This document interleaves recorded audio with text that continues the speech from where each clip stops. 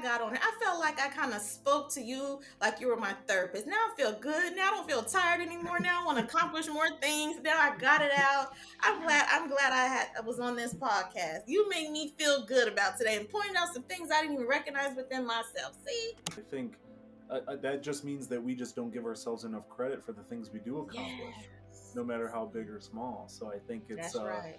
even if you get up and you brush your teeth, or you get the orange juice, or you do the walking, I think you got to pat yourself on the back, and you got to give yourself grace Yes, for you're those things. right. Of course, you're going to be labeled as the lab dummy, test dummy, the side effects you're going to get. And I know what comes with that. I've chose to make a difference in the porphyria community. Lakeshia has volunteered for groundbreaking studies at the University of Texas Medical Branch Porphyria Center in Galveston, Texas, including the Alnylam Study, the Panhematin Study, and the Longitudinal Study. How do your days look now after obviously all these years of dealing with porphyria, and obviously knowing more about it now than you did then?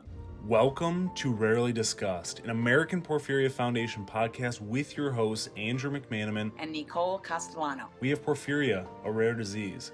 Rare diseases differ greatly but share many similarities in how they affect our lives. Being rare can feel lonely and isolating, but we're stronger together.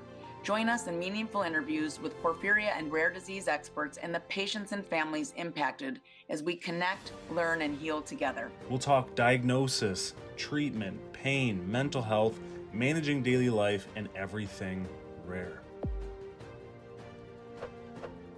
Today on Rarely Discussed, we're honored to welcome Lakeshia Johnson, a courageous advocate who has been living with acute intermittent porphyria for over 2 decades. Diagnosed shortly after high school during what should have been the most exciting new chapter of her life, Lakeshia's journey began with excruciating symptoms that puzzled doctors until a determined surgeon finally uncovered the rare culprit, porphyria. Since then, Lakeshia has volunteered for groundbreaking studies at the University of Texas Medical Branch Porphyria Center in Galveston, Texas, including the Alnylam Study, the Panhematin Study, and the Longitudinal Study.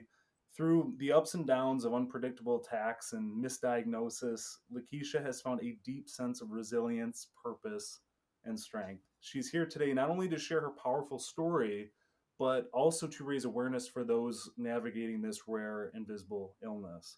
Her message is simple, but yet profound too. We are more than our diagnosis, and life, though challenging, can still be lived with light, faith, and fierce determination. So I wanted to welcome you personally, Lakeshia, to the Rarely Discussed podcast. Thank you so much for having me. Of course, of course. And there's just like with everybody's story, there's so much to unpack. And I always like to just rewind all the way to the beginning when maybe you learned about porphyria, how you dealt with the diagnosis aspect, and just kind of take us back to that point. Yes. Well, how I learned about porphyria is, of course, I was going through a whole bunch of symptoms like for almost a year and didn't know what it was. We just thought maybe it was like a common cold or something. And I actually was 18 years old at the time, fresh out of high school. So my first year in college was very challenging. I wasn't able to complete assignments, tasks, and memory was getting the best of me. So I was admitted into the hospital for a month. And they thought it was my gallbladder. Took my gallbladder out, something I probably could still have right here today, but I don't. And I think I was in there for 7 days, went home for 2 days, came back, admitted, kicking, screaming with excruciating pain. So I was in the hospital for 3 more weeks that led up to the total of a month, not knowing what was going on with me. Ran all type of tests, and ran a 24-hour urine collection on me, and then they told me that it was porphyria. And it just felt like a big boom. What is that? I've never heard of that. So I got nervous and scared. And, at the time, I wasn't worried about the internet. I was worried about, like, what is this? Is it deadly? Is it long term? Is it short term? What is it? My mom and grandmother had to research it for me. Mind you, I'm in the hospital. Then they come with this treatment. I'm just frightened. So when I learned about porphyria, it was through my mom and grandma researching on Google that led me to the American Porphyria Foundation. That gave me all of my resources to know what porphyria is. So that's how I found out about porphyria. about what it was truly about, besides the doctor just saying you have porphyria. And so all they did was they did the 24-hour urine, and they're just like, it's porphyria. And were Yeah, they just well, the crazy thing is my surgeon that removed my gallbladder, they thought maybe something happened. So he went back. I don't know what he did. I don't know if he went through his notes, maybe the procedure video, and he told me he typed in my symptoms and put it in their medical database, and it popped up. And then that's the next solution was to test me for it. I'm thinking blood work, but it was through Mhm. urine. And then he also got in contact with the Porphyria Foundation and introduced me and my family to the American Porphyria Foundation. That's actually located at the time in Houston, where I'm at. So 24 hours later, that's when we got, you have porphyria. With the hematologist and oncologist on side of him, and I'm like, wait, this is going too fast. What, once again, what is porphyria? Mhm. Yeah. And so It was just it was yeah, just there boom, just bombed on me. yeah, and there probably wasn't a sense of content. I wouldn't say contentment. I mean, obviously you feel good knowing that you have the diagnosis, but then it kind of Yeah. just starts another snowball effect. So how was it Yes. once you got diagnosed with that? What was it looking like for you? I felt like my life was taken away. I didn't feel normal because at the time I was 18, I was in college, so we're out and about. You're with the friends, kind of hanging out, partying from time to time.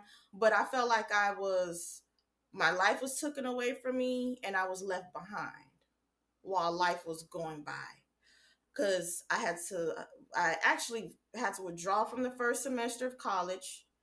The week of finals, I felt like I was delayed in my career, and I was just sitting in the hospital bed not knowing what was going on because I was in so much pain, trying to find out what it was. And at the time, you're in and out of sleeping and worrying, and then you have to have your family members fill you in of what's going on. Then at the time you don't know what you're going through because the memory loss and all the symptoms of what porphyria is interfering. At the same time, you as the person is not, they're not asking you, they're asking you how do you feel, they're asking pain wise.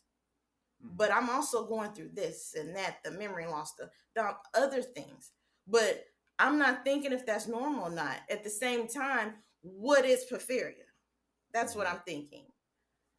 So when I began to get the treatment, I was very, very terrified, especially if you know what type of, can I mention that?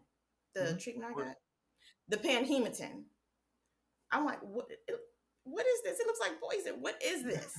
At the same time, I am trying to understand and grasp what is porphyria. I was Mhm. just told a diagnosis and in medical terms what it is. And if you Mhm. don't know medical terms, it's like blah, blah, blah, blah, blah. And Mhm. I prayed about it and I said, whatever it is, I just hope it helps me get better. Mhm. So I felt behind. I felt defeated. I felt left back. I felt clueless. I was worried. I was terrified. I didn't know if I was going to survive or not. And I didn't know if this treatment was going to help. And I didn't even get to enjoy the fact that I was happy to know what I had because I was so Mhm. terrified of what porphyria was. Right. And when you got panhematin and you went through that process, because I was the same way, because once we figure out, okay, panhematin's the treatment, we're gonna go with that, and you look at it and obviously it looks like black muck, and that's supposed to be going inside me, and how does Yes. that work? So how how did the treatment look for panhematin with you? To be honest with you, it looked like the tar that they put on the new roads now. It looks So true. it looks like poison to me, and I was Mm-hmm. scared because I didn't know internally what it was going to do to me. I Mm-hmm. didn't know how many treatments, how long. I honestly thought it was a one-time treatment. I was nervous. I was very nervous. Soon as the it got closer and closer in me, I was nervous. I just thought I was gonna have a reaction off of it. And I ended up getting about a couple of days worth. Like I said, I thought this was just a little one-time thing, and I just thought Mm-hmm. I was going to have porphyria. Not all these obstacles that I went through. lifelong having porphyria. Once again, what is porphyria? What is it? Was not explained to me like how I know now, Mm-hmm. 20 something years later. You know, it looked like poison. It looked like something you shouldn't be getting inside of you. But it's something we're lacking as a porphyria patient, which is crazy. Mm-hmm. And I know. Obviously, I was talking about a little bit in the introduction about the different studies you went through, but I wanted to first praise you for that because it takes a certain type of person. It takes, I mean, to put yourself through something like that, through a study, Yes. especially those three that you've had, the Yes. longitudinal, the Alnylam, the Panhematin. It's Mhm. it's people and patients like you that create the awareness and to test these things that we Mhm. know that work. And I Right. can't say obviously thank you enough. I mean, everybody would Thank thank you. you for I appreciate it. sacrificing. And Of it is course, making a huge difference right it now. is. It It is. paid off. Yeah. And I wanted to just ask you how that process was for you because obviously with the American Porphyria Foundation, there's a lot of volunteer opportunities to jump in and do studies and do that. And obviously there's a part of you that's a little nervous, obviously, to do Of something like course. that and to jump in and be Yes. like, I'm the Yes. test hamster to do this. So how Mhm. was those processes for you? Now, out of three of them, two of them, I was like, okay, I'm for it. But the one of them, I was like, I was excited again, but I got a lot of backlash from, certain people, like friends. Of course, you're going to be labeled as the lab dummy, test dummy, the side effects you're going to get. And I know what comes with that.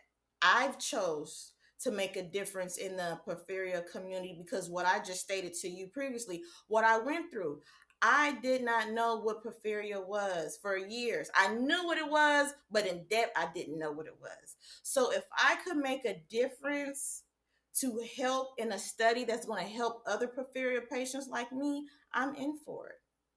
I was in for it.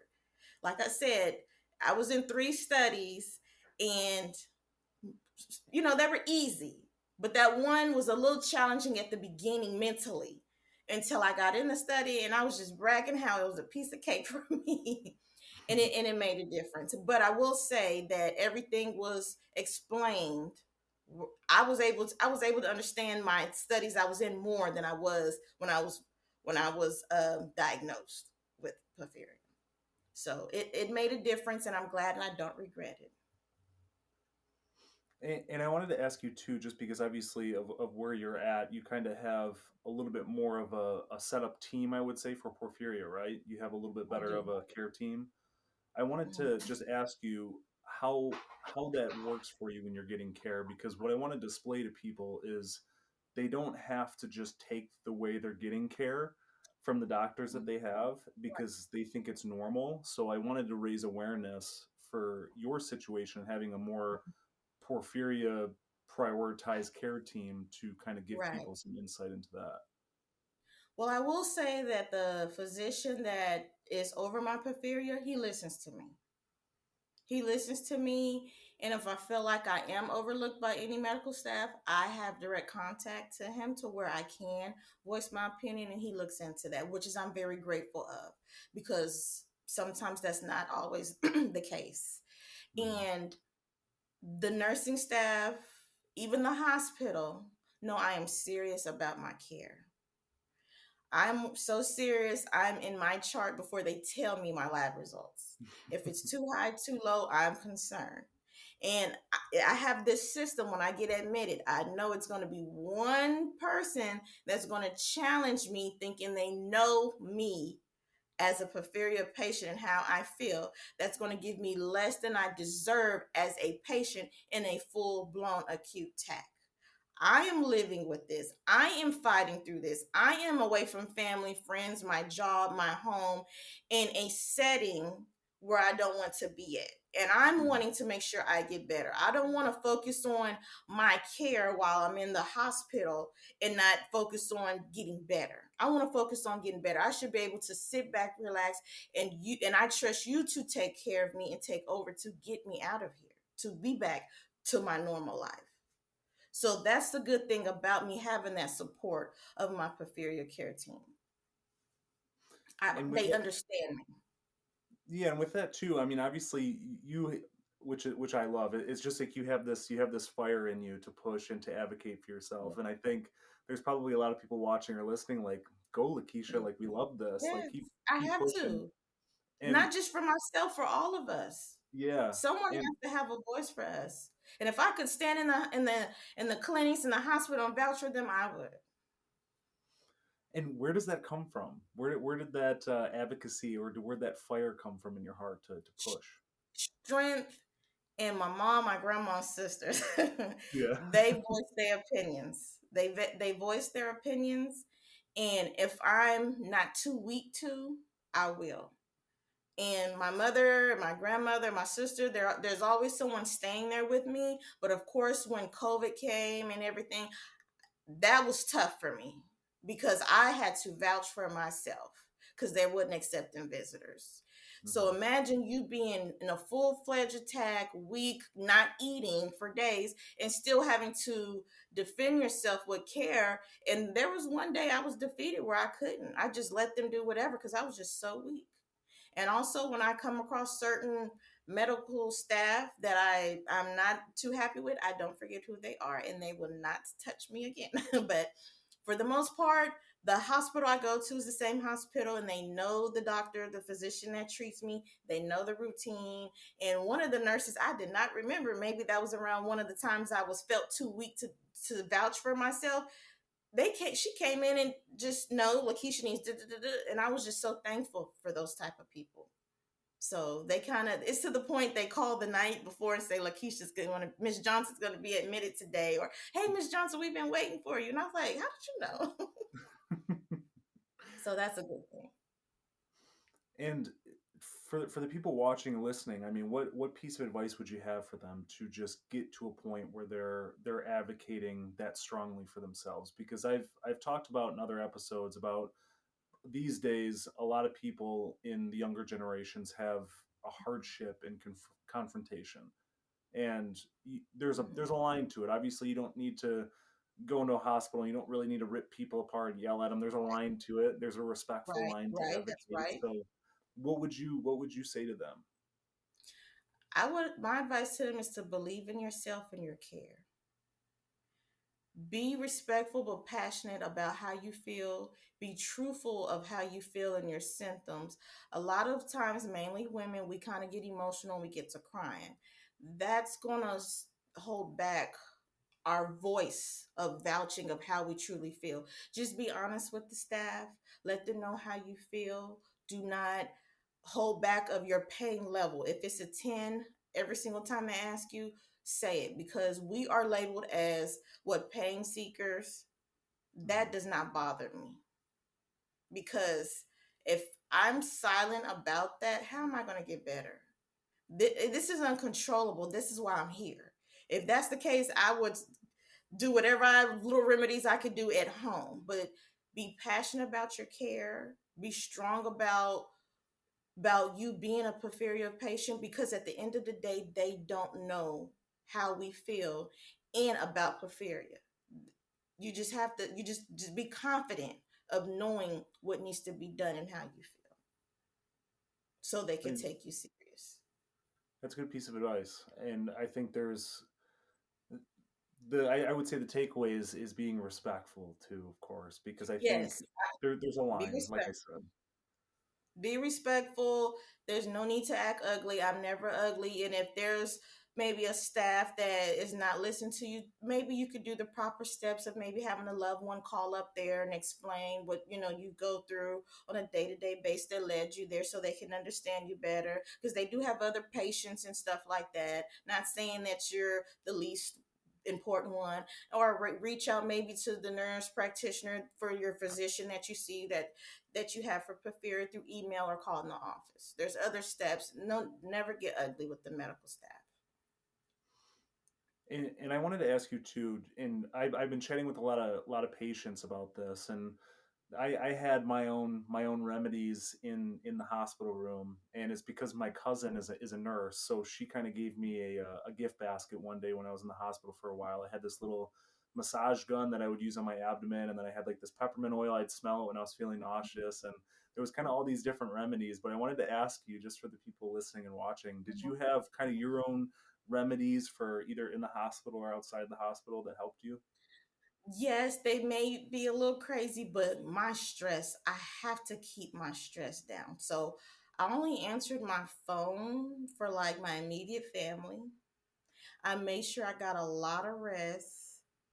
I also have these little I think they're like ginger candies for nausea that help Hmm. me. Yeah. And then I also do like milk and sugar. Oh no. I put like a milk and sugar drink for like I call it my glucose drink, but it's like I don't know, a lot of people say that they do that with water or Hmm. something like that. Yeah, and then I kind of Interesting. try to stretch because I have like symptoms where my bones hurt from time to time. So yeah, so stress is the main thing. Like eating too, but stress is my main thing. I have to like make sure like I'm like relaxed so I can think clearer and just communicate and just because memory loss is a huge thing with me when I have attacks. So I just have to moonsaw, just relax, and I just make sure I limit the phone calls and my stress. That's mainly. And I have this teddy bear that it means a lot to me that my mom bought for me my very first time being admitted when we were trying to find out what was going on to me. It's a big old Winnie the Pooh bear because I liked Winnie the Pooh. And every time I get admitted, I take it with me. I don't know, it just does something to me. It just calms me, relaxes me, and it just lets me know that I'm okay.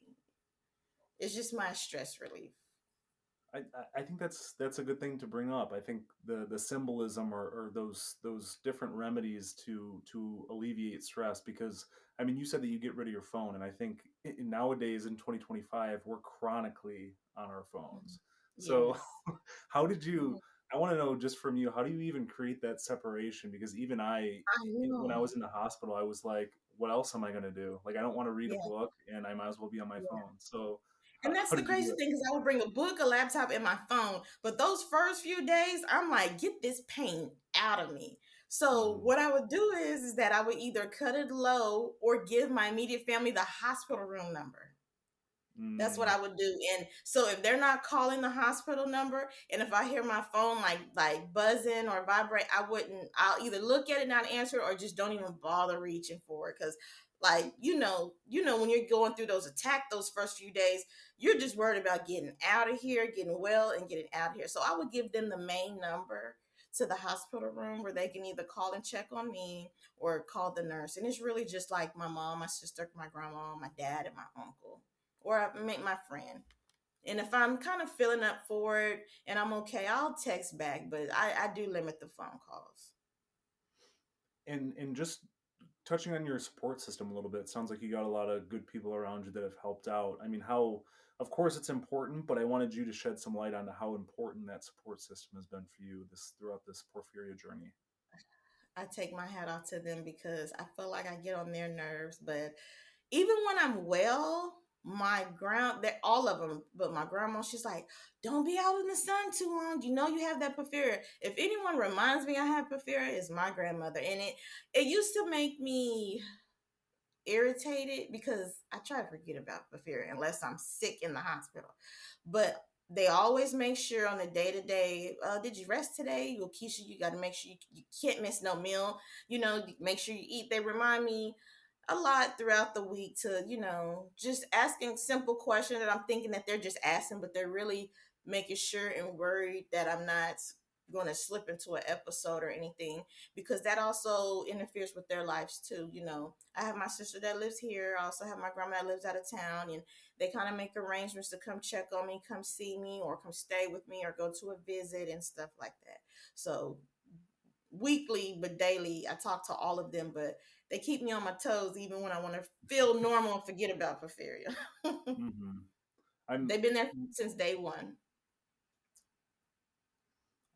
I would say I'm literally the same way too. I mean, unless I'm having an attack or going through something, I try and forget that it exists, and I know that's probably not the healthiest way to go about things. But I guess if the routine's kept good, then I guess that's okay. But I wanted to ask how routine looks for you. How do your days look now after obviously all these years of dealing with porphyria and obviously knowing more about it now Mhm. than you did then?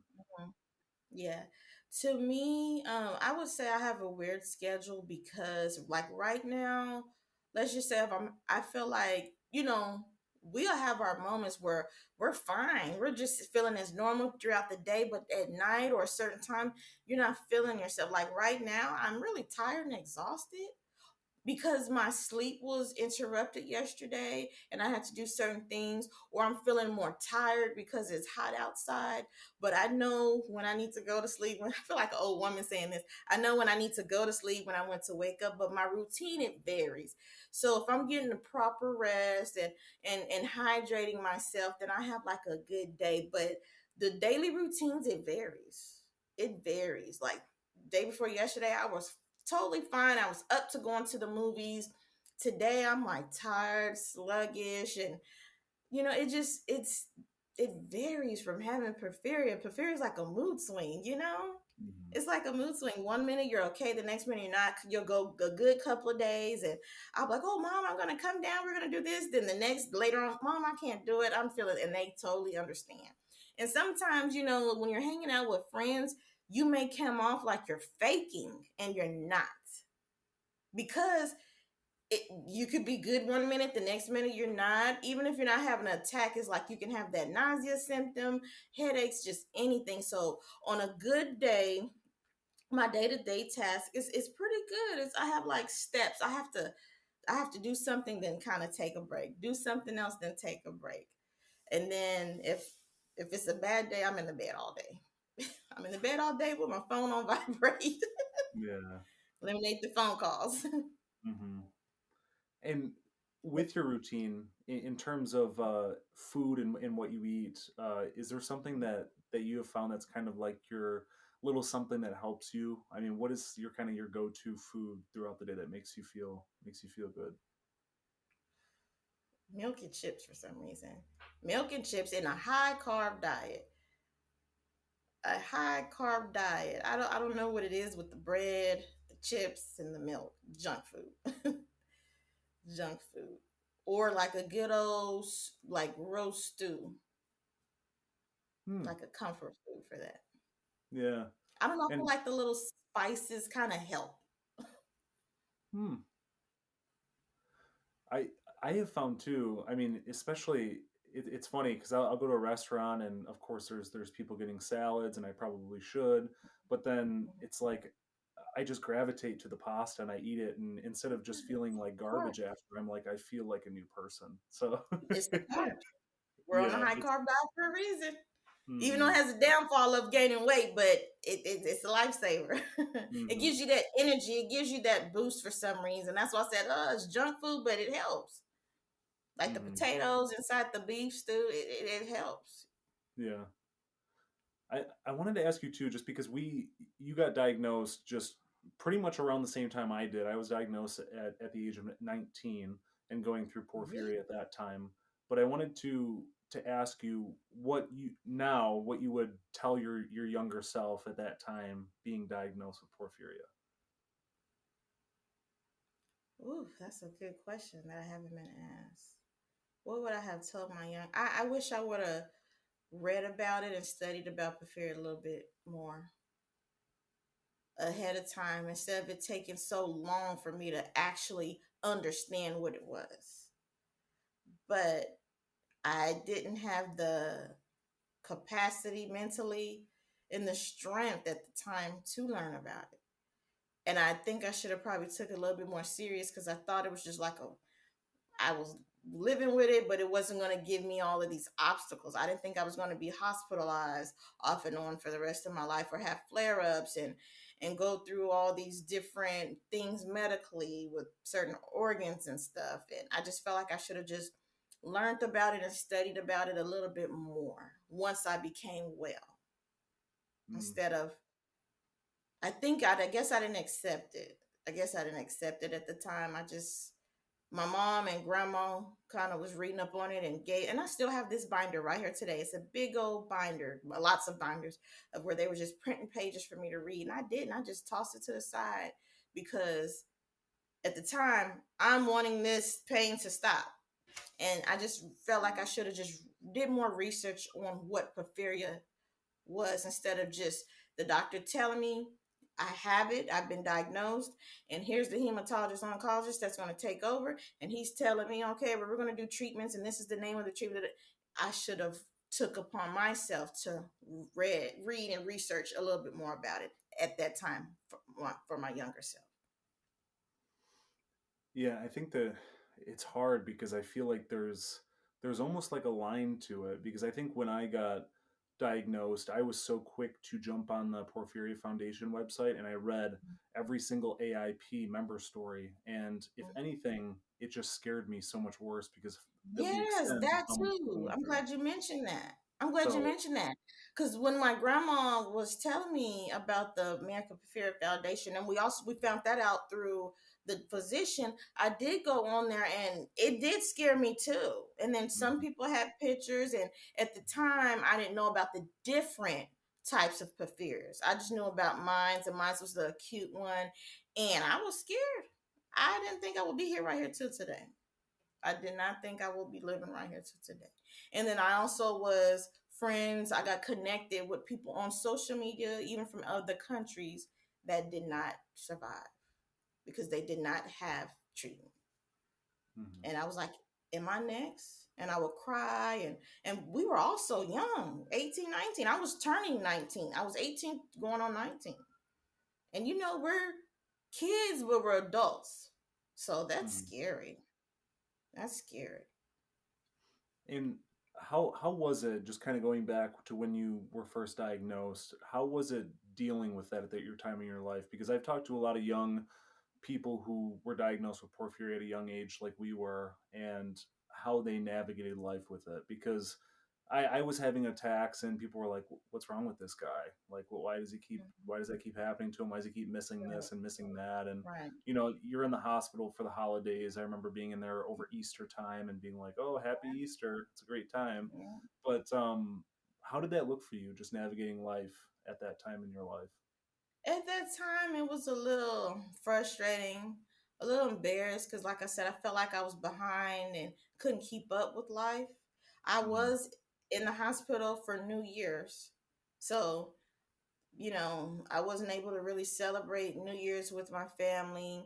I was missing a lot of things. I felt like a baby where I had to take everything easy and be cautious of everything.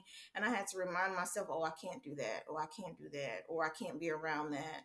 Especially smokers. I can't be around people that smoke. And because, that triggers us as well. So everything was real cautious for me. And like I said, I felt like I was behind. I was delayed in life far as like things that was moving on while I was sick in the hospital for months or stayed inside because I couldn't be out at the beach with friends and family because it was so hot outside and it's just I just felt like I was not normal. I just felt like I wasn't normal, like just left out. Not left out, but felt behind while other people were enjoying life to the capacity that they were able to because they did not have porphyria. And looking back at that now and then fast forwarding to present day, I mean, how is your mindset changed in that regard? Because I feel like me at that time when I was a kid, I was like, well, why do I have this and nobody else does? Like, why do I have to deal with this? And it kind of was that very negative, angry reaction that is nowhere near that today. But I was curious how your mindset has shifted since being diagnosed that young. Well, also, I'm the only one in my family with porphyria. Same with me, yeah. So it's like, so it's kind of like why me if this is genetic or whatever. Mhm. But we believe that my great grandfather passed away of it because he had all the symptoms. But back then in the 80s, they didn't have those type of tests. So to me, I just felt like you said, like, why me? why did I get picked to have this? But at the same sense, I'm thankful that I have it because I know I have it. It's different if you don't know, and it could be worse. And I'm glad that I'm able to like manage it. You know, I'm really grateful that I know that I have porphyria, because it's nothing like knowing that you don't know what it is, because I was kind of headed downhill, and they kind of caught it just in time. Yeah, and it's just yeah, and it's Oh, one of those very things, and sad. yeah, and I think about it all the time when we chat with a lot of people about how their diagnosis took, 10, 15, 20, 25 years, and it makes me want to put out an episode every single day if it adds some views to get some awareness, but it's Yes. horrible.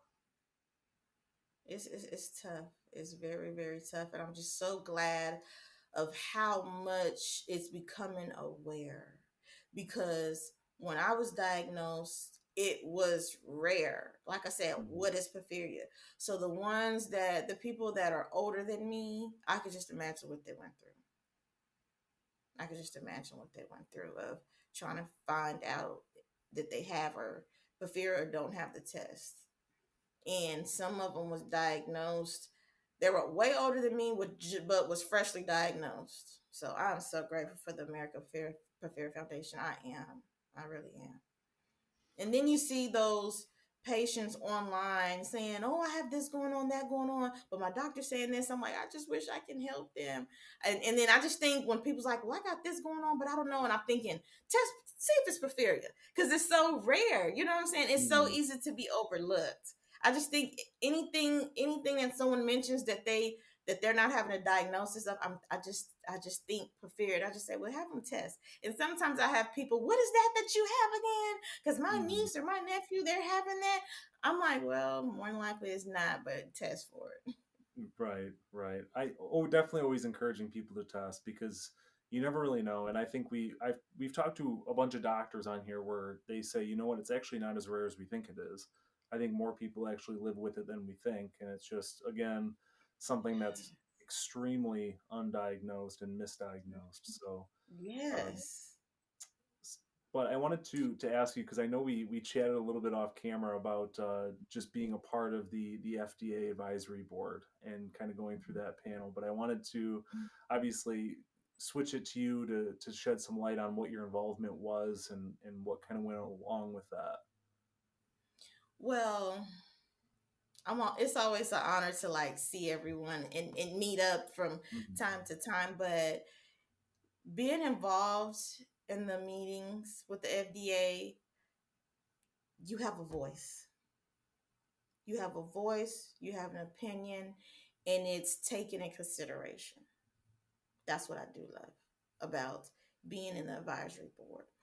And you also get to learn things about porphyria and the outsides of everything that's involved with the porphyria, with porphyria or the foundation itself, period. Like, this is what's coming ahead, this is what's going on, and this is, and then we just have a voice where we can give our opinion, not only just gas information that's headed to our way as patients and for the foundation. That's what I do love. And Miss And Desiree, she is awesome. She is yeah. awesome. And Amy and everyone else that's a part of it that has came went awesome. And what did that process just look like? I mean, just being a part of that member advisory board and having to obviously push and create advocacy and create awareness. How do what did that process look like? Just I felt like it was easy to come on to be on certain panels, on certain, like for instance, like the studies I was in, but to push for our voice to be heard for everyone was challenging. It was challenging, not for the FDA, but once you get in front of people that was invited in to listen and be a part of it, but our voices end up becoming heard. But like I said, the FDA is a big support system for I'm going to say me being a part of the advisory board, because when I speak, it's the voice for me and all the rest of the porphyria patients, whether you have a different type of porphyria. But I feel like I'm going to vouch and we have this voice. But the challenging part of it was the outside people coming in to our world in the Porphyria Foundation in the advisory board. And was it similar to what patients would comment about their healthcare situation when they just kind of say they're not trying to understand, they don't care to understand? I mean, did you feel that tension a little bit with it too, a little questioning? Yes, yes, and they couldn't understand how and why. But you're not trying to. Some people was very interested and wanted to know and listen more. And you always have that one that's just, this is the numbers. You're going off of numbers that you can control. We are going off of pain and symptoms that we cannot control. So that's why being an advocate and voicing for myself and others is a huge thing for me. And that's the challenging part of not understanding. You only want to understand what you want as of some numbers that you can see, if you get what I'm Mhm. saying. Yeah, I think there's that. I mean, that's a huge thing for sure. And I know we've talked about it. I mean, a lot of people from the Canadian Porphyria Foundation have been on this podcast too, and we've talked about just the struggles of getting treatment there too. And yeah, when we talk numbers, I mean, they just kind of throw these numbers and say this is the guideline for it, and you're like, you have no idea what people go through, and to get to Mm-hmm. numbers of that extent, I mean, Right, somebody is not in a very good space if they're right. reaching that amount. So Mm-hmm. yeah, so again, definitely appreciate the advocacy for sure, because 3 studies, FDA panel advisory board. It's just it's great to have you on here, of course, and just talk about And that's the everything whole that you've point been of having that advisory board. That is the through. whole point, to get everyone's opinions. And we all think differently. We all Hmm. think differently, and I'm so grateful for that. I'm so grateful for that, because not all of us. There's so many of us that we all just can't chime in or listen in or voice our opinions and just keep up with things, because we also have our lives. And that's, yeah, it's really been the cool thing. And I know you commented a little bit about being able to meet people in person, and I had that luxury of going to Pamplona, Spain, and talking to people there, and just being able to meet all the different peoples with all the different porphyrias, and it's eye opening. So I think, Mhm. based on this conversation, if I had to say one thing, is to definitely encourage patients and people and caregivers to jump into the in-person meetings that we have situated in all these Yes. places. And we had a big, huge one when we spoke at the FDA, and I met a lot of people, because I'm always inboxing people, asking how they're doing, what's going on, and stuff like that. But just to be in a world full of other porphyria patients was just everything. Like, oh my God, you feel what I feel. You understand where I'm coming from. You believe me. You trust me. We can relate, opposed to you speaking to someone like we spoke to before being filmed. We're talking to someone that doesn't really understand, so your comfortability is not as open, opposed to like, you feel what I feel, we both have porphyria. Hmm. It, So it's very different. it's so true though, because being in Pamplona, I mean, I started having these conversations with people I have never met in my Mhm. whole entire life. I didn't even chat with them on social media at all. I just met them for the first time in person, and Wow. we were talking about stuff on a personal level that I wouldn't really with anybody. But it's because, like Mhm. you said, they understand, and that aspect alone is the reason that the comfort is there. And I Yes. definitely, again, encourage everybody to do an in-person meeting, because it is eye-opening Yes. for sure. Yes, I encourage that as well, and be connected to what any resources that you see with Porphyria and the Porphyria Foundation. You know, because there's times that we're not going to be able to see each other in person, but those in person meetings are everything. If people could attend those, I highly recommend. I highly recommend. And I think the reason I want to push that point is because it's undervalued, because obviously there's a lot of mental aspect that porphyria takes a toll on, and being able Oh to yes, chat with somebody that can relate is very important. But I wanted to yes. kind of switch gears with you, and since I'm kind of on the topic of mental, how is just the emotional well-being been for you, and how have you kind of grown into where you are now going through your porphyria journey with mental health? It was a roller coaster. Like I said previously, feeling how I feel at the times I would have my attacks. It was a roller coaster. I have my challenges still right here today, day to day, because you don't feel normal because I can't just do certain tasks, complete certain tasks like others would. There's some tasks that I can complete. There's some times that I can, or I always complete it. It's like I have a routine every day because of my mental health, because I don't want to get worked up, stressed myself into an attack.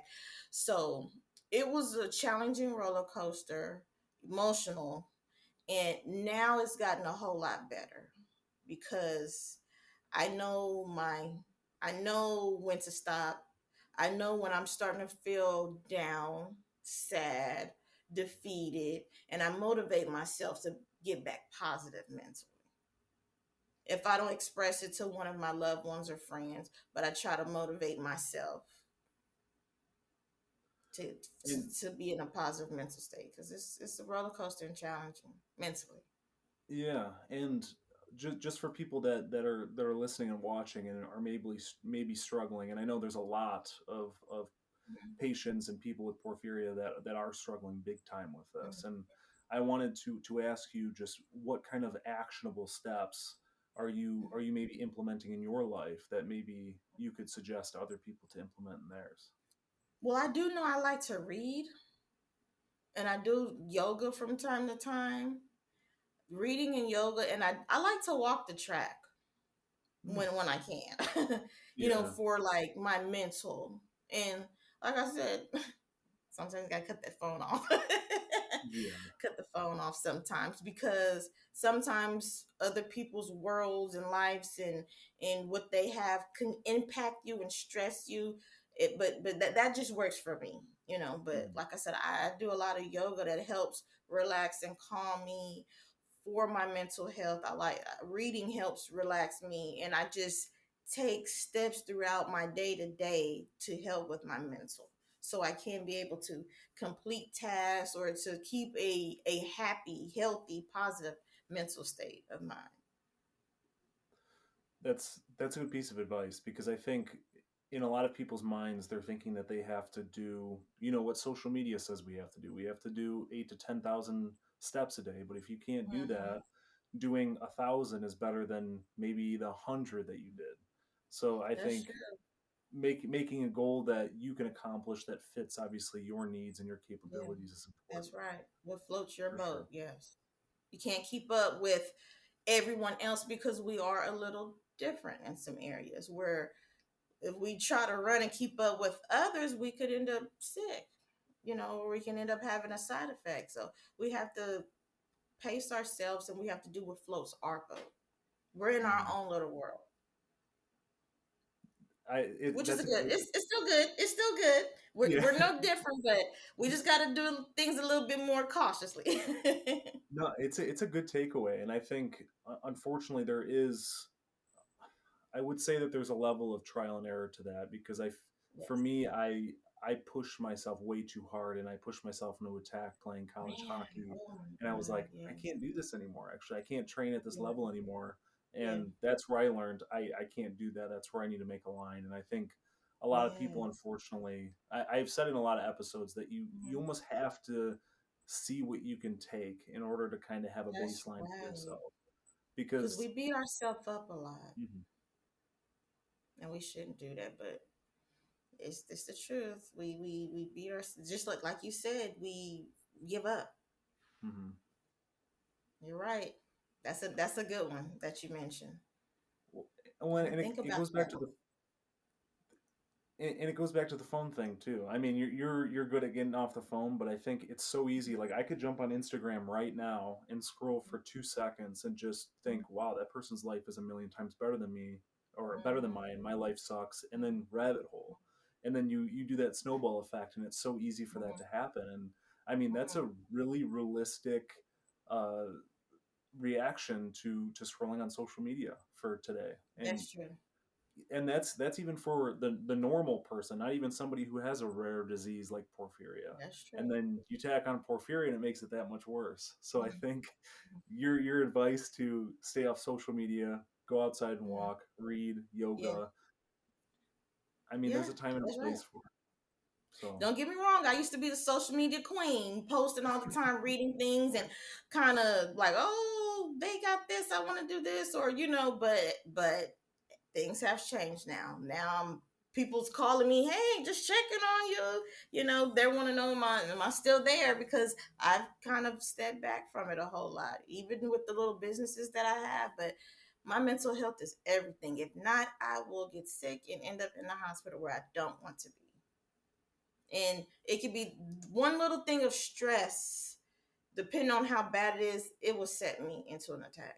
So I have to focus on my mental health for my health. and is there a morning routine that you follow that just kind of sets the day to have a good day with the mental health aspect in your Yeah, health? for some reason I gotta have some fresh squeezed orange juice. And I Hmm. kind of listen to like the Daily Word on YouTube through my pastor, and I stretch and I read the Daily Word.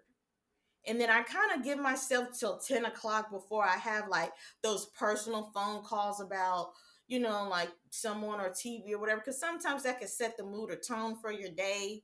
And then it gets me in a mood. But my actual day to day routine, I just like freshly squeezed orange juice, but I buy it already squeezed.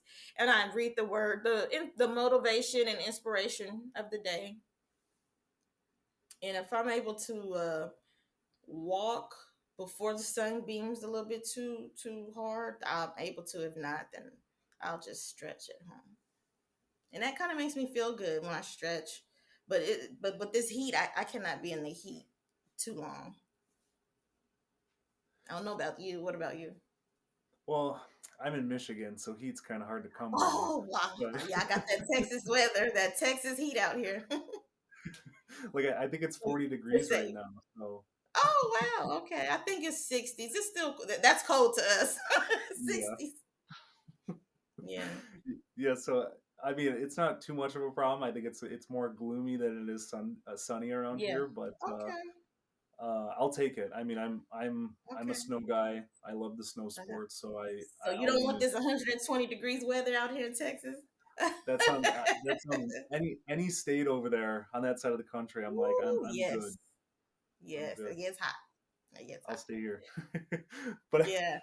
with that aspect too, with your morning routine, it just made me think about just having that little to do list. And again, it's making achievable goals for people that the 100 steps or the 1,000 steps instead of the 10,000. I think making a little to do list is something that I kind of took away from what you were saying, because I think it makes you feel more like you achieved more throughout the day. I mean, even if you added make bed on there and it was something that you Yeah. checked off. I mean, it's like Right. I made my bed, I had my And I orange feel juice. so good about doing that Yeah, one little simple check off. yeah, And I didn't realize, you kind of got me there. I didn't realize that was like a routine. You just wake up and you do it just thinking it's the normal thing to do. And and I was thinking about it, I said, what, it is like a day-to-day routine. Like, I don't know, I just have to have that freshly squeezed orange juice, and then, I don't know, just that's like my coffee. So, but you're right. But I just feel so good about doing those simple, it may be nothing to someone, but I accomplished something. hmm Because, like I said, living with porphyria, some things don't get accomplished. It took me 2 days to go to the grocery store last week because I just was not, I was just so tired and drained and hmm all that. So, but that's the life of living with porphyria. And no one's going to understand that but another porphyria patient, opposed to someone without porphyria getting up and going to the grocery store like it's nothing. So, when we do things, it's an accomplishment, a huge accomplishment to me. yeah. I mean, just like you saying, you didn't really realize it so much that it was like that. But I think that just means that we just don't give ourselves enough credit for the things we do accomplish, Yes. no matter how big or small. So I think it's That's right. even if you get up and you brush your teeth or you get the orange juice or you do the walking, I Hmm. think you got to pat yourself on the back and you got to give yourself Yes, grace for you're these things, right. You're because we right. don't. I mean, I could look back at my day and be like, yeah, I mean, you know what? I did a podcast and then I kind of sent a few emails, but it's like, wait, you woke up at this time, you had a really good breakfast, you did this, you did that, you did this, and I'm like, Mhm. oh wait, actually today was pretty good. And I think Yeah. that's the switch that we all Yeah. need to click in our brains because That's we're right. not giving Right. ourselves enough credit. So You know what? I'm glad I got on it. I felt like I kind of spoke to you like you were my therapist. Now I feel good. Now I don't feel tired anymore. Now I want to accomplish more things. Now I got it out. I'm glad I was on this podcast. You made me feel good about today and pointed out some things I didn't even recognize within myself. See? and that's what you got to do now. When you wake up and you have that orange juice, you're like, you know what? It's going to be a good one today. Yep. Tomorrow's gonna be a totally different ball game. Gonna accomplish all those things. Well, And then it's like with me, I have to write out, sometimes I have to write out what I have to do because I'm gonna forget. I mean forget. mhm. A and task. Yeah, and I think it's one of those things where yeah, you write it down and you do the act of crossing it out, and that in your brain kind of signifies, oh, I achieved this, I accomplished it, I Yes. checked it. And Mhm. yeah, again, I don't think people give themselves enough credit for it because it's so easy to fall into that slump and get zero steps, don't get up from the couch, and just kind Yeah. of say, hey, this is a horrible day, everything sucks, I have porphyria.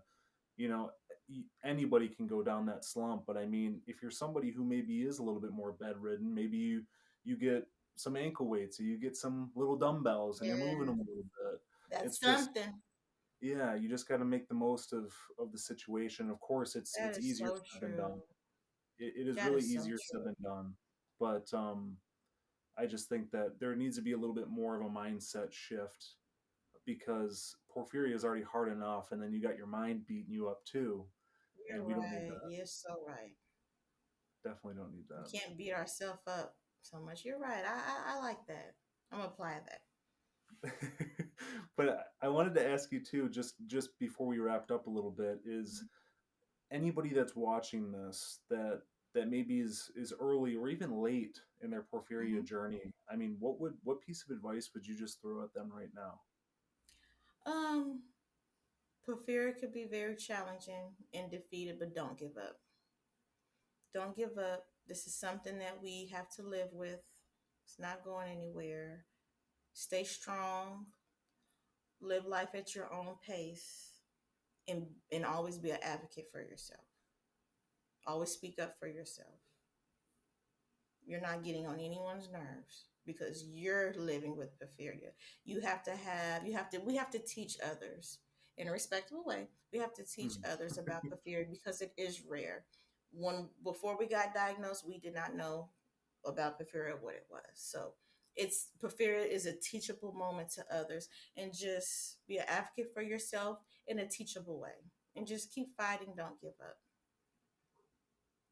It's such a good piece of advice for people, and Mhm. I think I mean, to your point, I mean, somebody gets diagnosed with porphyria, and it's like trying to learn how to walk again. I mean, Yeah.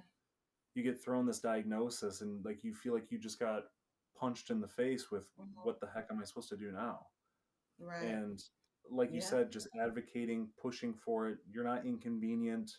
You're just Hmm. advocating for yourself. I think it's a Right. good takeaway for anybody watching Right. or listening right now. And yeah, and then always just have that person that you can go to when your mental health is not at its best, and also try to be involved and as active as much as you can with the American Porphyria Foundation. If it's just on social media, on the website, just keeping yourself up to date about things. The newsletter goes out. Um, I think it's monthly. I'm not for sure, but I know I get the emails and even the postal magazines in the mail. Just Hmm. try to be involved and active as much as you can, and just keep up with what's going on because the American Porphyria Foundation share a lot of good information. Yeah, and I think it's notable to point out that it's not just a website. I mean, Right. people sometimes don't even realize that there's the doctor packets, there's the Facebook groups where you can talk to a lot of people with about what you're Hmm. going through. I mean, there's a lot of people in there that want to Hmm. talk to people just like you and Right. have conversations, and it's just one of those things where you can relate to somebody and you can feel better and get advice and go from there. But there's so Mhm. many different resources, the safe, unsafe drug list. I mean, Mhm. it goes on and on and on. Yes, we need to talk about that. Yes, because with porphyria, I don't mean to cut you off. With porphyria, these physicians is not a bad thing. The medical staff, they're quick to prescribe us things. I always have to tell them, hey, there I have certain medications I can and cannot take. Well, what is it? And I hand them this card that I always keep on me that I got from the Porphyria Foundation, or I tell them to go Mhm. to the website. Can you check to see if this is a safe or unsafe drug for me? Because if you do give me this unsafe drug, I'm not going to get out of here. Mhm. So that's really important to push to the clinical staff at wherever they're going to, see treatment or their doctors at about this website, about Mhm. the safe and unsafe drugs, because that is very important. That is very important. Yeah, and of course, there might be people that maybe haven't dealt with this type of advocacy before being diagnosed with porphyria. And then they go in and they're just like, well, why wouldn't they just ask me if I'm okay to take this versus not? And it's just like, well, maybe they're supposed to, but maybe sometimes they don't. And they just assume They don't. you're good Mhm. with this anesthesia or you're good with this type of Right. medication that everybody takes. So Hmm. it's one of those things where, again, you got to advocate. You got to really look out for yourself. You really do. Definitely, because I went to a different hospital. I think I had maybe like a little rash or something, and they gave on my skin. It was some perfume I used, and actually it was the same hospital at a different location that I don't usually see my porphyria doctor at. Mm. He looked in my chart and said, "Hey, did they give you that medication? I don't think you should take that. That's on the unsafe list." I didn't even think I wasn't even thinking about the unsafe because I was just in so much pain. And I'm just so glad he caught it. But we have to advocate for ourselves. Like, request the tampons that they offer from the American Porphyria Foundation in the cards. Because I have this card. I don't know if you're familiar with the Mm. unsafe with the website. We have to Yep. keep those on hand or a medical bracelet. Yeah. The website is definitely a resource. It's Hmm. definitely a huge resource. That's my go-to. Because there's times like I couldn't even talk. I was so much in pain. And I have this folder that I have already ready to go. I'll just hand it to him. Yeah, I think that's a good piece to say too, because I think unfortunately a lot of people's situations where they get their first attack or their next attack or whatever, and they're not really prepared, and then they jump in there and it's just like, hey, I'm in pain, help me, do Panhematin, do this, do that, and it's just like, Right, well, we need a little guidance of some kind. So I think, like you said, prepping for the worst case scenario with a folder or a binder and handing it right, over and dishing it all out is a good idea for sure. But I right. wanted to ask you too, before we wrapped up, is there anything that maybe you wanted to mention to anybody listening or watching right now that maybe we didn't touch on that you wanted to Yes, share? if this is not appropriate, feel free to delete it. Donating is a good thing because it was a benefit for me when I wasn't able to get certain things. And not only that, it helps bring more resources and doctors to help us as patients, if you get what I'm saying. And it helps educate, spread the words. It helps with announcements, with billboards. It helps with things in the newspaper. Donating is very beneficial and helpful to help spread the awareness of porphyria. And I also wanted to mention when I say be an advocate for yourself, not saying be rude, disrespectful, and let them know about porphyria. Be an advocate in a teachable way to others because a lot of people do not know about porphyria. So advocate for yourself in a teachable way. When you advocate, you're speaking up for yourself, but you're also teaching others. Yeah, and I teachable is definitely the key word there. Is Mhm. yeah, to approach advocacy as an educator and not somebody who's argumentative. And it's so easy to be frustrated in the hospital and Right. start yelling. Nobody wants to be there, but Mhm. those people that are getting paid to be there, the nurses, the doctors, I mean, they went through that because they want to help people. So you got to be respectful, and you got to understand that they're there because they want to help you. And I think that's That's the right. point at the end of the day. That's So, right. That's right. but I I wanted to enjoyed thank it. you, Lakeisha, for taking the time. I mean, just everything you've done for the porphyria community, the studies, the FDA Oh, panel, thank you. everything. I mean, it's so it doesn't go unnoticed, and we definitely appreciate Thank it. So. you. Thank you so much. And I highly appreciate that. And thank you so much for having me. Thank you for taking the time out of your day to listen to our podcast. If you enjoyed this episode, please share it with friends, family, or anyone who could benefit. And please don't forget to subscribe and leave a review on your preferred platform. It helps us spread awareness, and we would be extremely grateful. You can also follow Rarely Discussed on Instagram, YouTube, as well as TikTok. If you're someone seeking diagnosis for porphyria, visit porphyriafoundation.org to receive a free doctor packet, forms for free DNA testing, and a list of doctors in your area. Stay tuned for more episodes of Rarely Discussed.